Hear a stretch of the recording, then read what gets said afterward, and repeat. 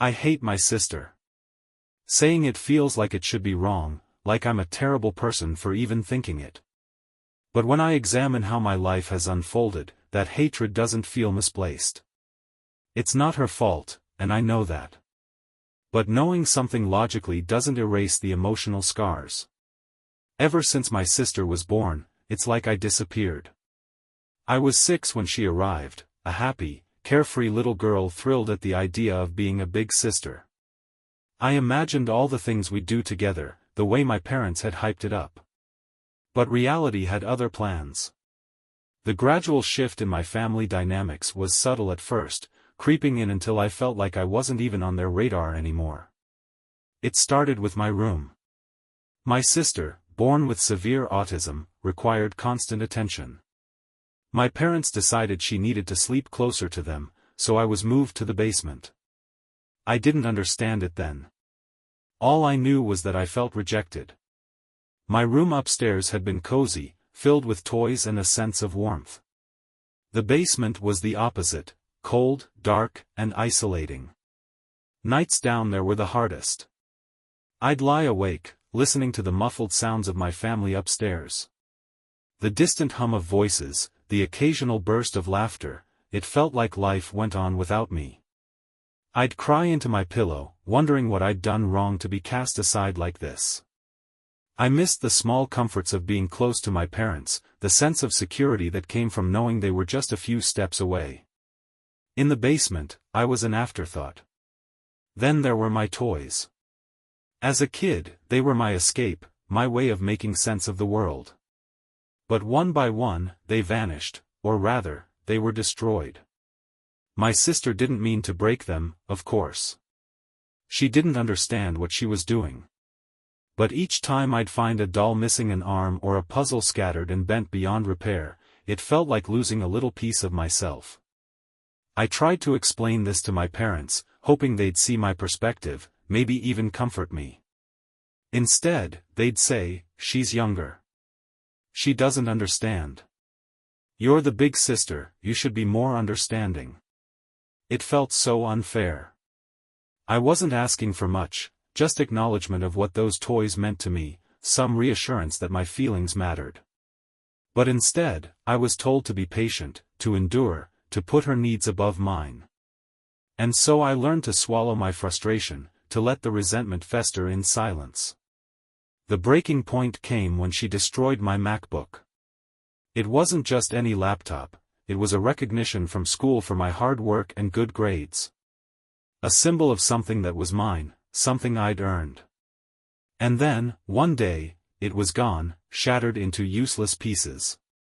The worst part wasn't even the loss of the laptop itself. It was the aftermath. My school was furious, blaming me for being careless. My parents didn't defend me, instead, they added to the chorus of disappointment. "You should have been more careful," they said, as though I could have anticipated the destruction. No one asked how I felt about it. No one thought to apologize or try to make it right. I was left to face the fallout alone, my frustration boiling over into anger. But more than anything, I felt abandoned. The thing is, loving my sister isn't the problem. I do love her. But my parents seem to think that love should erase my own needs and identity. Every time she requires something, I have to drop what I'm doing, no questions asked. It doesn't matter if I'm studying for an exam, hanging out with a friend, or just trying to relax. Her needs always come first, and I'm expected to fill in the gaps. It's exhausting. There's no other way to describe it.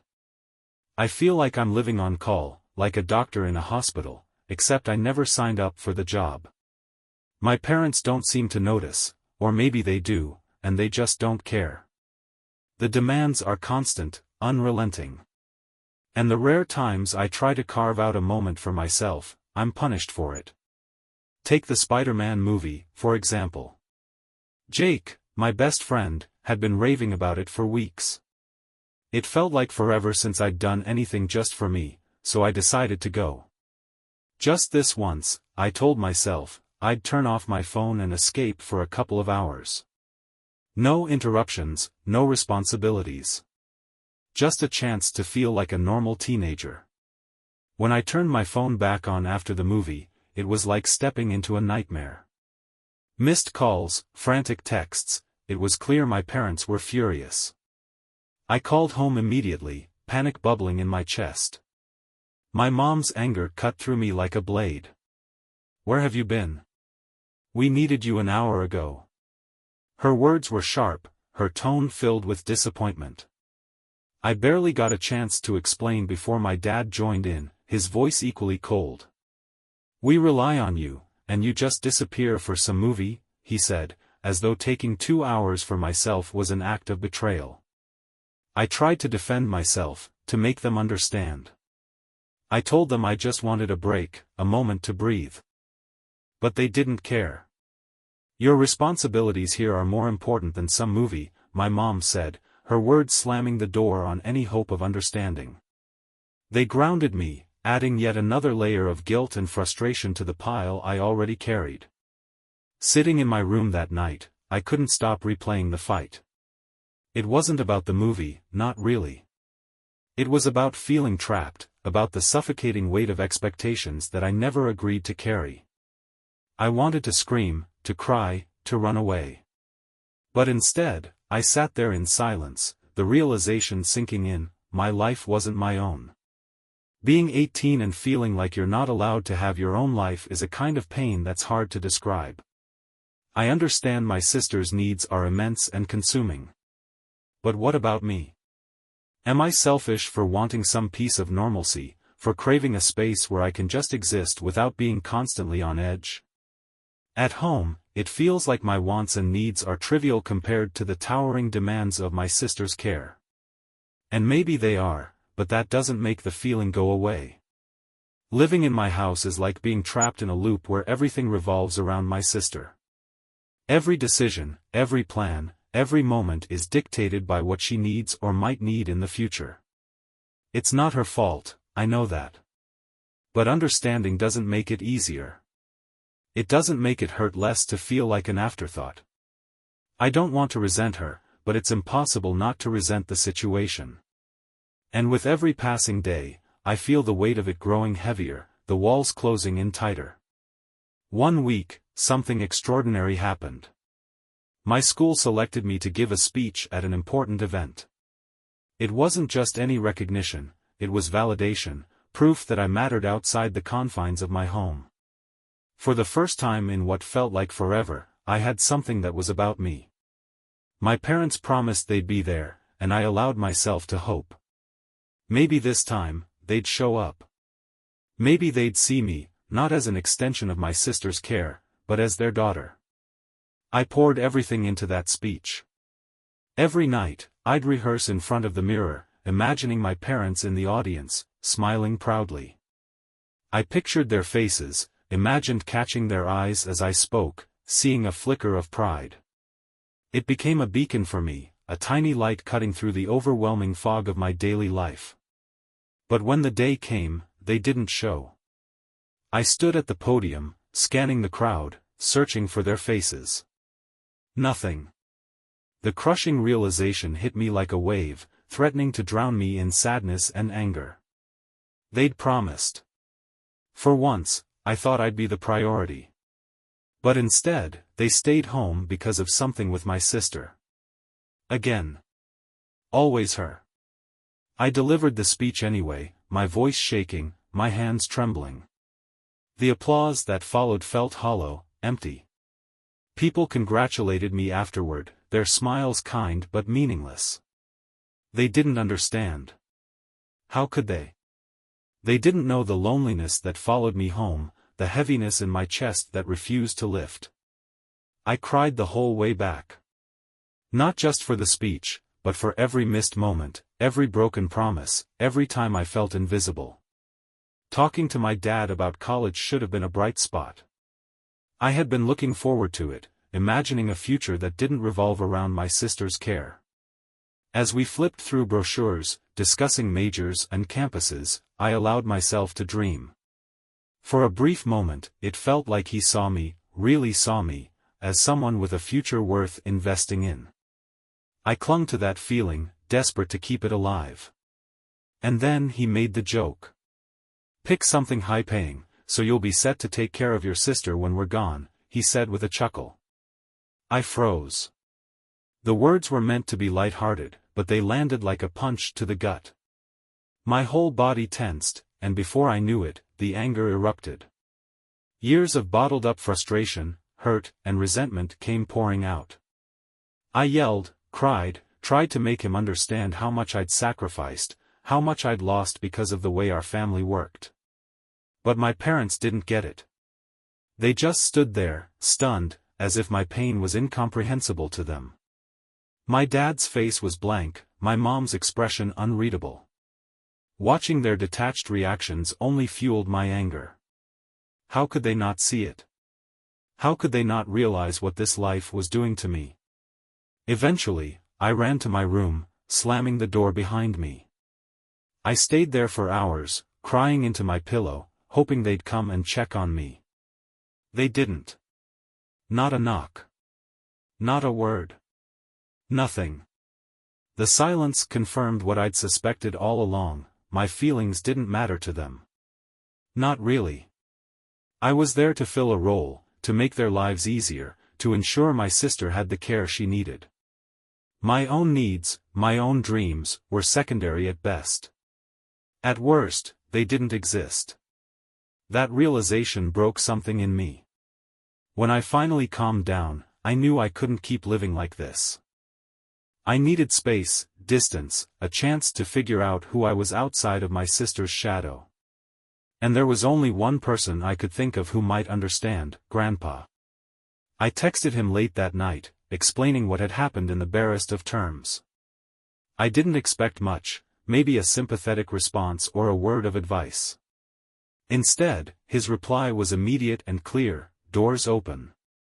Packing my bag felt surreal. I didn't take much, just the essentials. I slipped out quietly, not wanting to face my parents. As I walked to Grandpa's house, a mix of emotions swirled inside me: fear, relief, guilt, hope. I didn't know what the future held, but I knew one thing for certain: I couldn't keep living the way I had been. When I arrived, Grandpa didn't say much. He just hugged me, a long, warm hug that felt like the first real comfort I'd had in years. Over the next few days, I began to share my story. I told him everything: about the speech, the movie, the joke about college. About how it felt to be invisible, to always come second. I poured my heart out, half expecting him to scold me or tell me I was overreacting. But he didn't. Grandpa listened, really listened, his face a mix of shock and sadness. When I told him about the caregiver lie, that my parents had been taking money from the family for a professional who didn't exist, his expression shifted to anger. He couldn't believe it, couldn't fathom how they'd let things get so bad. He promised me he'd handle it, that I wouldn't have to face my parents alone. For the first time in what felt like forever, I felt protected. Grandpa wasn't just upset, he was livid. I'd never seen him so angry, and it was both unsettling and oddly comforting. He'd always been this calm, collected presence in my life, a source of wisdom and stability. But now, hearing everything I'd endured, he was furious, not at me, but for me. He called a family meeting without hesitation, determined to address the lies and the way my parents had handled my sister's care. What I hadn't expected was how quickly the rest of the family would rally around me. Aunts, uncles, cousins, they all started reaching out, one by one. Some called to check in, their voices filled with concern, while others showed up at Grandpa's house, offering support in whatever way they could. It was overwhelming, but in the best possible way. For so long, I'd felt isolated, like my struggles were mine to bear alone. But now, it was like the weight was being lifted, piece by piece, as my family stepped in to share the burden. And then came the revelation that shook everything. Apparently, my parents had been telling the family for years that they had hired a professional caregiver for my sister. They'd even accepted financial contributions from relatives to help cover the supposed cost. But that caregiver? She didn't exist. The money had been going somewhere else. Grandpa and my uncles dug into it, uncovering details that left everyone stunned. My parents had been using those funds for other expenses, things unrelated to my sister's care, and certainly unrelated to me. The betrayal hit hard.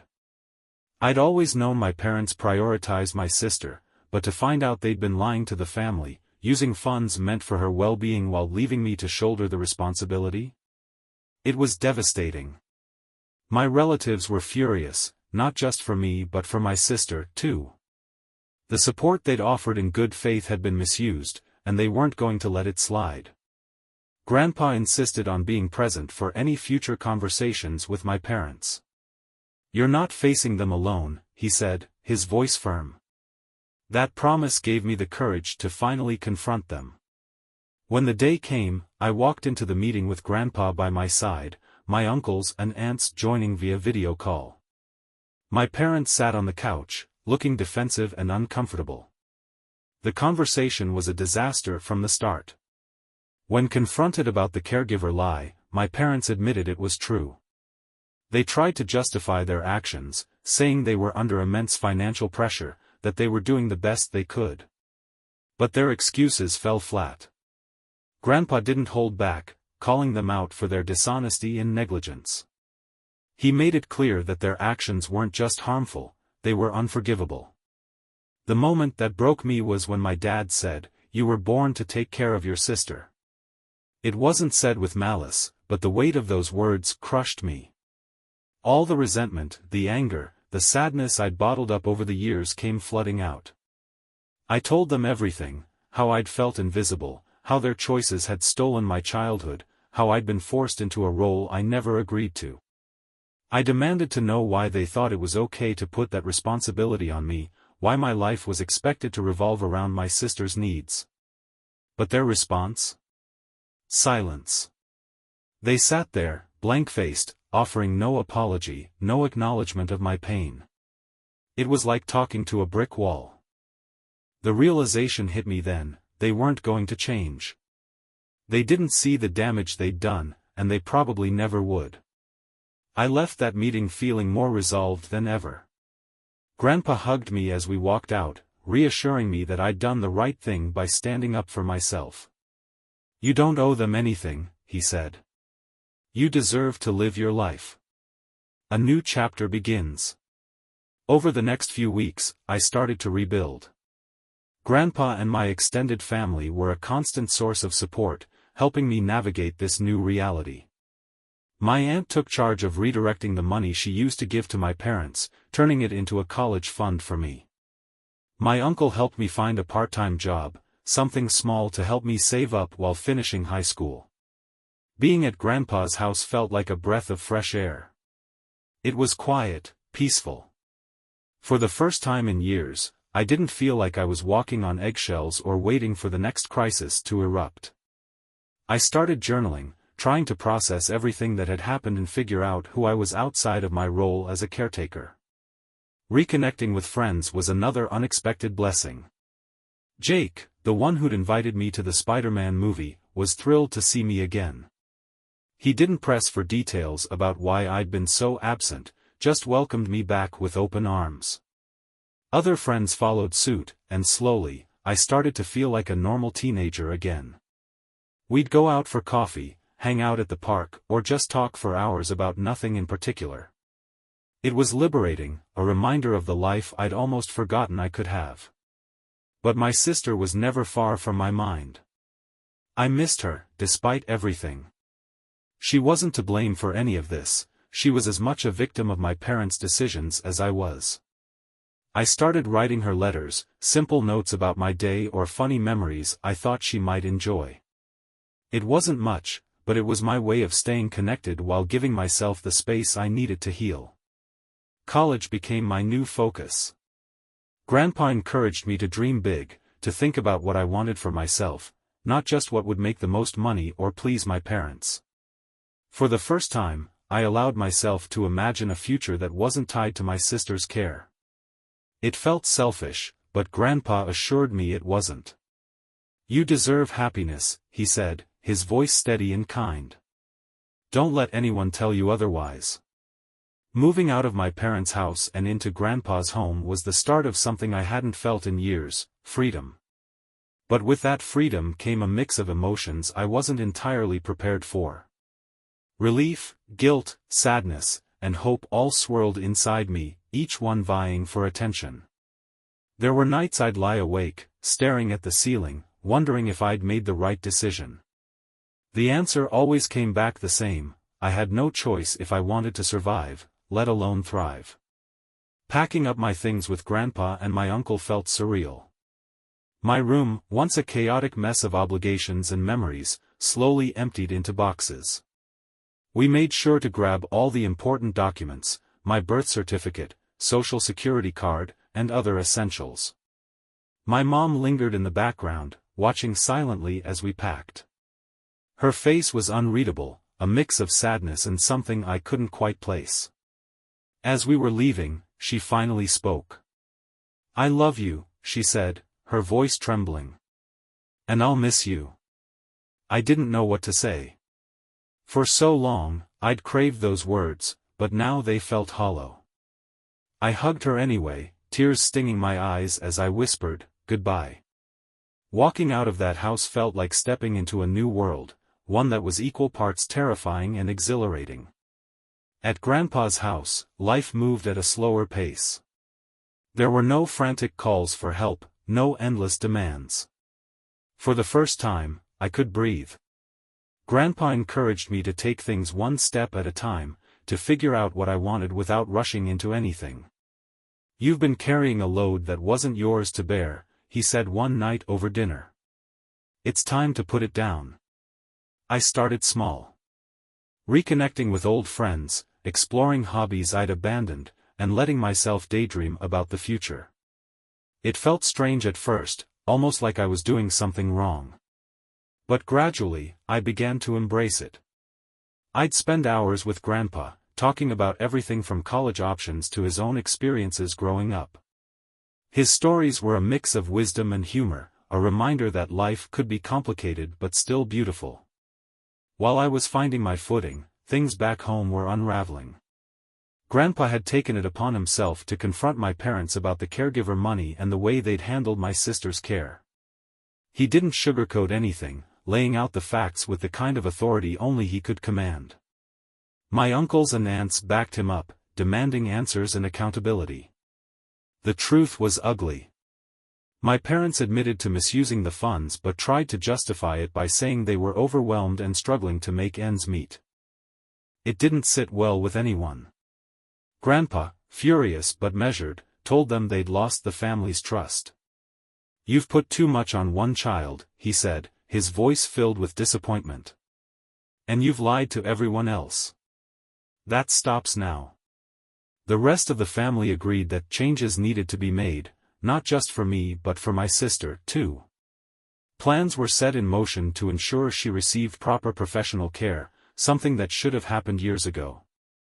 My aunts and uncles offered to help oversee the arrangements, taking some of the pressure off my parents. It wasn't a perfect solution, but it was a step in the right direction. My parents called a few times after I moved out, but the conversations were strained. They never apologized, never acknowledged the pain they'd caused.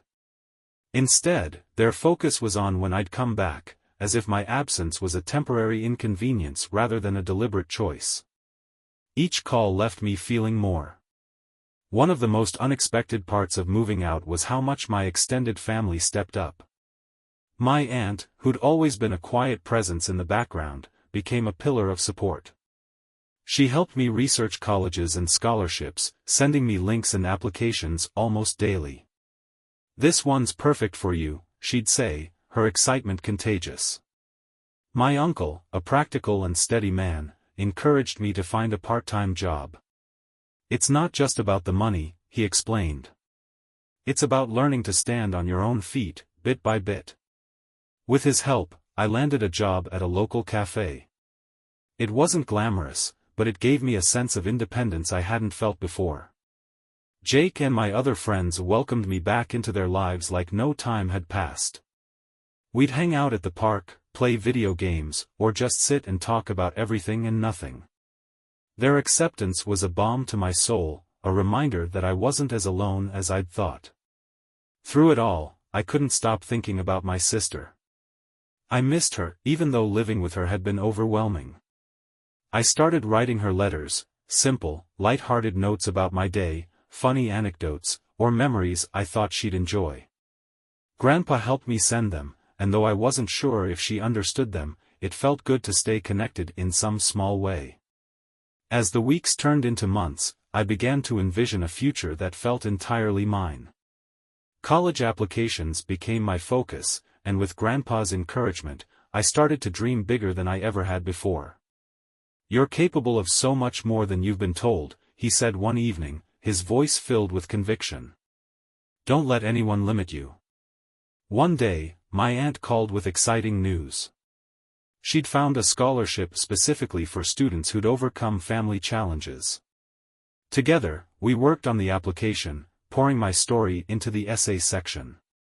It was painful to relive some of those moments, but also empowering to frame them as part of a journey I was determined to rise above. In the quiet of Grandpa's house, I found clarity. I realized I didn't hate my sister. I never really had. The anger I directed at her was misplaced, a reflection of the frustration and neglect I felt from my parents. She wasn't the problem, she never had been. It was the way our family had handled things, the way I'd been forced into a role I wasn't equipped to fill. Forgiving my parents would take time, if it ever happened at all. But I knew one thing for certain, I wasn't going back to the way things were. I had a chance to build a life for myself, to explore who I was outside of my family's struggles. And I wasn't going to waste it. The day I received my first acceptance letter was one of the happiest moments of my life. I ran to Grandpa, waving the envelope like a flag of victory. He hugged me, his smile wide and proud. "This is just the beginning," he said. I didn't know where the road ahead would take me, but for the first time, it felt like my own. The weight of expectation had lifted, replaced by a sense of possibility. It wouldn't be easy, I knew that. But I also knew I wasn't alone. With my family's support, my friends by my side, and my own determination, I was ready to start over. Thank you again for all your support. You've helped me more than I can put into words. I'll keep you updated as things move forward, but for now, I'm taking it day by day.